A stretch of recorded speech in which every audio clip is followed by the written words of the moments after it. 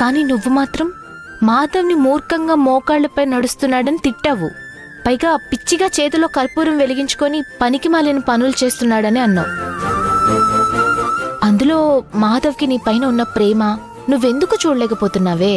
ఇదంతా నీకోసమే చేస్తున్నాడని ఎందుకు అర్థం చేసుకోలేకపోతున్నావు? అతను నీకోసం అంతగా పరితపిస్తుంటే నీకు కొంచెం కూడా జాలి కలగలేదా? నీ భర్త పశ్చాత్తాపంతో క్షమించమని వేడుకుంటుంటే నీ మనసు కరగలేదా? మాధవ్ కోసం ఈ క్షణంలో నా ప్రాణాలు ఇచ్చేయమన్నా ఆనందంగా ఇచ్చేస్తానే. అంత పిచ్చితనంటే నాకు.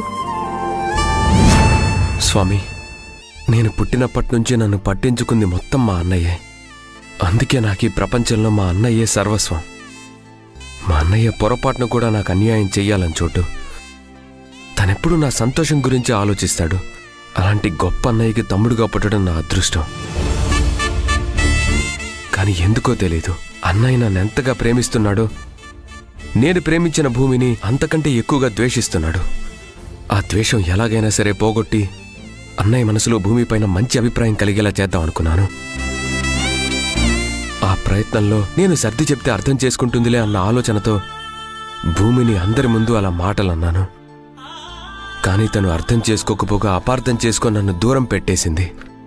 4 గోడల మధ్య నన్ను ద్వేషిస్తూ నలుగురు ముందు నన్ను ప్రేమిస్తున్నట్టు నటిస్తుంది. కానీ ఇదంతా నటనని, మా మధ్య సఖ్యత లేదని అన్నయ్యకి తెలిస్తే తమ్ముడి జీవితం ఇలా అయిపోయిందన్న బాధ కలుగుతుంది. ఆ వెంటనే దీనంతటికీ కారణం భూమియే అని అపార్థం చేసుకుని తన మీద ఇంకా ద్వేషం కలుగుతుంది. అలా జరగకుండా చూడు స్వామి.